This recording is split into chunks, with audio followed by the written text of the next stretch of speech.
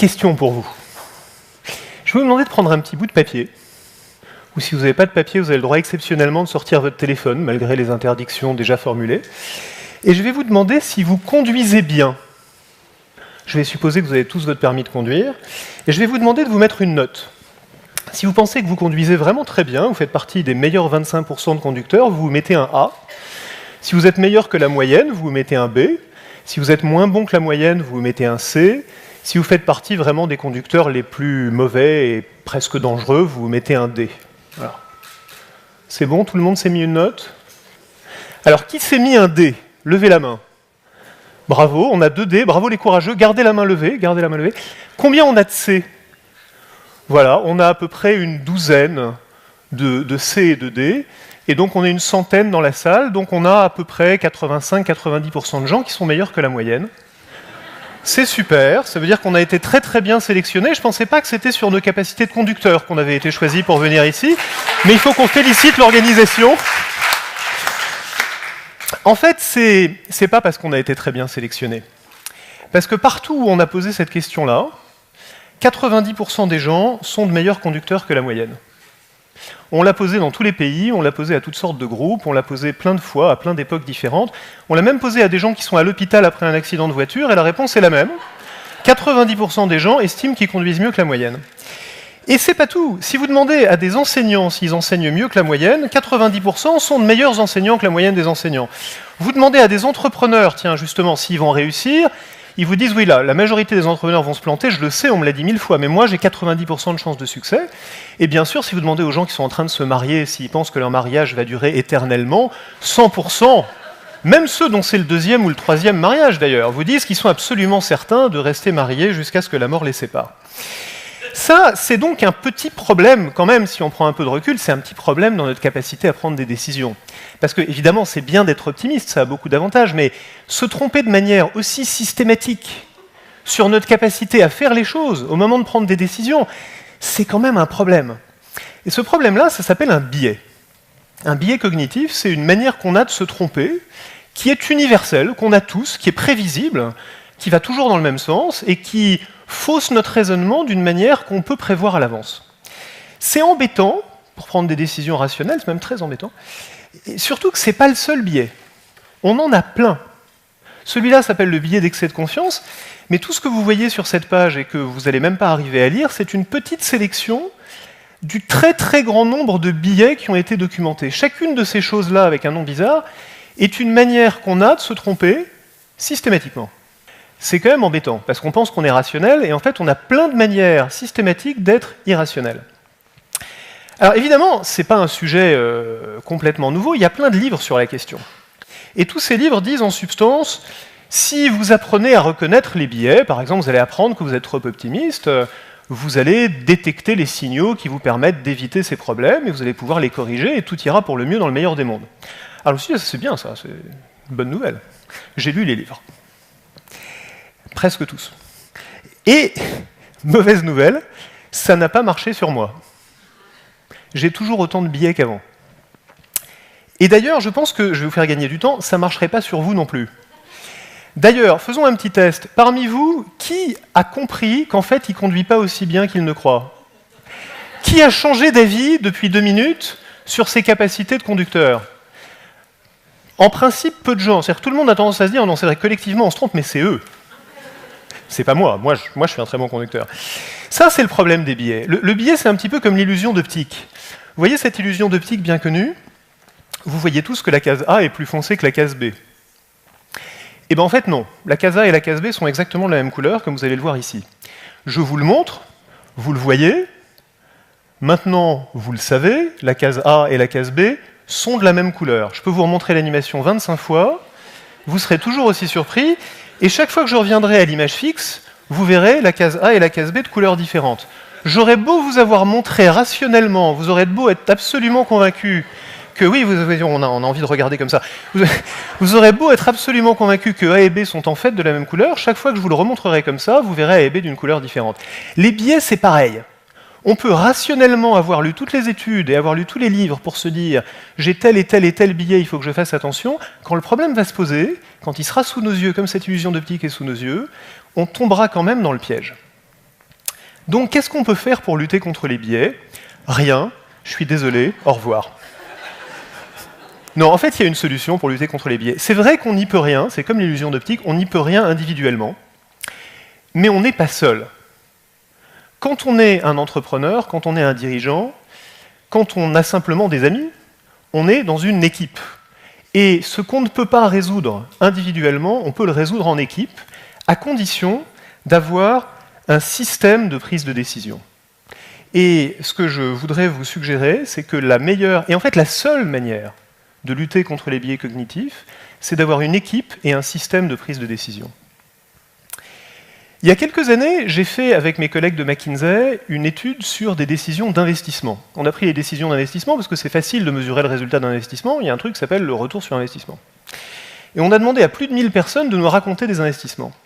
Et on s'est aperçu que ceux qui avaient un bon système de prise de décision avaient un retour sur investissement supérieur d'à peu près 7 points, 7% de retour sur investissement, à ceux qui avaient un mauvais système, ce qui est une différence énorme.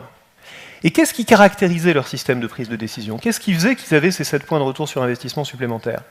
Dans leur système, il y avait 4 choses qui sautaient aux yeux. D'abord, ils allaient chercher la contradiction. Ils ne se demandaient pas qu'est-ce qui prouverait que mon investissement est une bonne idée, ils se demandaient qu'est-ce qui ferait que mon investissement ne serait pas une bonne idée, et je vais aller chercher les choses qui me montreraient que ce n'est pas une bonne idée, et si je ne les trouve pas, alors je saurai que mon investissement est une bonne idée. Ils allaient chercher la contradiction, alors que notre tendance naturelle, c'est d'aller chercher la confirmation. Donc ils luttaient contre un biais. Ils exprimaient des désaccords. Ils avaient un moment où ils étaient dans une salle tous ensemble, ils étaient en équipe et il y avait des gens qui disaient « Non, je ne suis pas d'accord, on ne devrait pas faire cet investissement ». Et c'était seulement quand ce désaccord était résolu, de manière satisfaisante, qu'ils décidaient de le faire. Ou, dans certains cas, évidemment, de ne pas le faire. Ils discutaient explicitement des incertitudes. Une grande tendance qu'on a quand on doit prendre une décision, c'est de mettre l'incertitude sous le tapis. De dire non, on sait bien que le monde est incertain, que les investissements sont risqués, mais celui-ci c'est du sûr, on peut y aller les yeux fermés. Ben justement là, ce qu'il faisait, c'est qu'il disait les incertitudes, reconnaissons-les, explicitons-les, parlons-en, et c'est seulement quand on aura parlé de la manière dont on va les limiter qu'on sera satisfait. Et enfin, ils avaient fixé, avant de prendre la décision, des critères explicites. Plutôt que de dire sur le moment, on va prendre cette décision parce que A, B et C, ils commençaient par dire on prendra la décision si A, B et C, et ensuite ils étudiaient la décision. Ça, c'est des caractéristiques, les principales caractéristiques en fait, d'un bon système de prise de décision. Ça paraît simple quand on le dit comme ça, mais contrastez ça avec la manière dont se prennent souvent les décisions en vrai. Dans une entreprise, par exemple, où vous allez faire une acquisition. Une acquisition, c'est une décision lourde, importante. Et comment ça se passe typiquement? Je résume, mais vous allez tous reconnaître. On commence par identifier une cible. Et donc, comme on a identifié une cible d'acquisition, on va étudier cette cible-là et rien d'autre. Ça, le problème que ça pose, c'est ce qu'on appelle le biais de confirmation, qui est qu'on va aller chercher justement les choses qui prouvent qu'on est sur la bonne cible. Ensuite, on va constituer une équipe pour étudier cette acquisition, et là, le risque, c'est celui de la pensée de groupe. C'est-à-dire que dès qu'on a une équipe, elle a tendance à être d'accord entre elles, parce que c'est plus agréable d'être dans une équipe où on est tous d'accord que dans une équipe où on se tape dessus. Cette équipe va chercher à identifier l'intérêt de cette acquisition, en particulier le potentiel de synergie, et là, elle risque fort de tomber dans le piège de l'excès de confiance, dans lequel on tombe tous collectivement, comme on l'a vu sur nos capacités de conducteur. Elle va avoir affaire à un vendeur qui demande un prix, et si vous avez déjà négocié un tapis dans le souk de Marrakech, vous savez qu'il y a un truc qui s'appelle le biais d'ancrage, qui est que quand on vous annonce le premier prix, même s'il est ridiculement élevé et que vous savez qu'il est ridiculement élevé, vous allez avoir tendance à quand même en tenir compte, même si vous ne devriez pas. Et enfin, cette équipe, quelqu'un lui a demandé d'étudier l'acquisition. En général, ce quelqu'un, c'est le grand chef, et si le grand chef a posé la question, c'est que ça l'intéresse, et on a tendance à vouloir être d'accord avec le grand chef, souvent. Et donc, il y a une forme de conflit d'intérêts qui va se présenter, qui va être une forme supplémentaire de biais. Donc vous voyez comment, avec le processus de décision le plus rationnel et le plus logique et le plus commun qui soit, on va avoir construit une machine à mettre en place des biais de décision qui font que d'ailleurs beaucoup d'acquisitions se terminent mal. Il y a des tas d'études qui ont montré ça. Comment est-ce qu'on pourrait avoir un système de prise de décision appliqué à une acquisition ou à autre chose qui ne tombe pas dans ces travers? Par exemple, vous pourriez demander non pas à une équipe, mais à 2 équipes d'étudier votre acquisition. Vous pourriez avoir une équipe bleue à qui vous dites « vas-y, montre-moi que c'est une bonne acquisition », et une équipe rouge à qui vous allez dire « vous, votre mission, c'est de me montrer que c'est une mauvaise idée ». Et ensuite, quand vous êtes le décideur, vous allez entendre, un peu comme un juge qui écoute l'avocat et le procureur, d'ailleurs pas dans cet ordre, vous allez entendre les deux points de vue, et vous allez vous dire, qu'est-ce que j'écoute? Une autre méthode que vous pouvez utiliser, c'est ce qu'on appelle le pré-mortem, qui est un peu l'autopsie de l'échec qui n'a pas encore eu lieu. Vous allez vous asseoir tous ensemble, vous allez dire, bon ok, faisons cette opération, cette transaction, cette décision, ce changement, peu importe, faisons-le, mais avant ça, on va imaginer qu'on est en 2020, ça a été un échec catastrophique, terrible. Et chacun d'entre nous va prendre une feuille de papier et va écrire les 5 raisons pour lesquelles ça a été un échec terrible. Et vous allez voir que des idées vont sortir qui ne s'étaient pas exprimées jusque-là. Troisième technique que vous pouvez utiliser, c'est la technique de la checklist. Un peu comme un pilote d'avion avant de décoller va avoir sa checklist, vous allez fixer à l'avance les critères qu'il faut remplir pour que la décision soit bonne. Et vous allez le faire à l'avance, et vous allez vous forcer à passer en revue cette checklist avant de décider. Peut-être que vous vous dites, au fond, tout ça paraît quand même très simple. Peut-être que vous vous attendiez à des choses plus sophistiquées quand je vous parle de techniques de prise de décision. Peut-être que vous espériez des applications mobiles ou du web 2.0, des trucs un peu high-tech. Moi, je vous parle de choses que, spontanément, vous avez toutes déjà faites au moins une fois. Évidemment que ça vous est arrivé d'écouter les deux points de vue avant de prendre une décision. Évidemment que vous imaginez le pire scénario, un peu comme dans un pré-mortem. Toutes ces choses, vous pouvez les faire naturellement. Mais avoir un système de prise de décision, c'est pas seulement ça. C'est pas l'avoir fait une fois parce que c'est amusant. C'est le faire de manière systématique et de manière formelle. Pourquoi? Parce que c'est pas parce que vous êtes un tyran que les gens vont pas exprimer leur point de vue. C'est pas parce que vous êtes idiot que vous êtes trop optimiste. Rappelez-vous, c'est parce que vous avez des billets dont vous n'êtes pas conscient. Donc si c'est seulement quand vous y pensez que vous appliquez ces remèdes contre les billets, vous n'y penserez pas au moment le plus important. Vous ne pensiez pas tout à l'heure que vous aviez un billet d'optimisme quand vous leviez la main. De même, les gens qui sont dans votre équipe ne pensent pas qu'ils ont un billet d'optimisme ou un billet de pensée de groupe quand vous êtes tous ensemble et tous d'accord. C'est donc à ce moment-là qu'il faut utiliser ces aides à la décision, ces éléments qui permettent de lutter contre les biais, parce que c'est précisément quand vous n'en êtes pas conscient que vous en avez besoin. Et ça, la difficulté de le faire, c'est que ça va un petit peu limiter votre capacité à prendre une décision finale arbitraire. C'est-à-dire que quand vous êtes le décideur final, ça va vous forcer à écouter un peu plus et un peu plus formellement les gens qui sont autour de vous, et à tenir un petit peu plus compte de leur avis, un petit peu plus, que ça n'aurait été le cas. Là où c'est gênant, ça, c'est que ça va à l'encontre de notre vision de ce que c'est qu'un leader.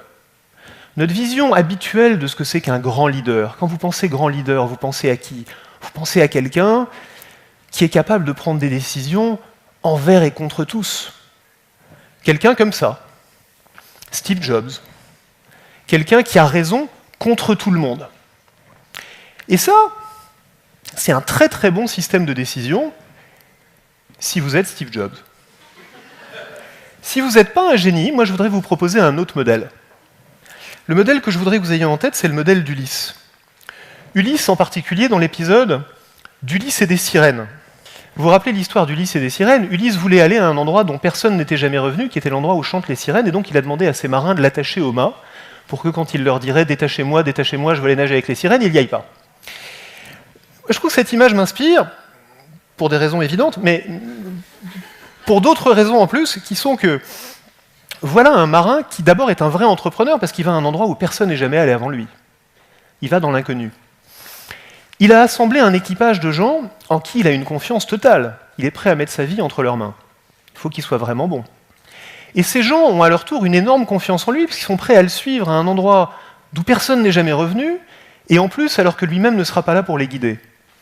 Pour moi, ça c'est un leader qui est vraiment une inspiration, et c'est pour ça que la prochaine fois que vous aurez une grande décision à prendre, et que vous aurez un équipage de talents autour de vous, je vous invite à penser un peu moins à Steve Jobs, et un peu plus à Ulysse.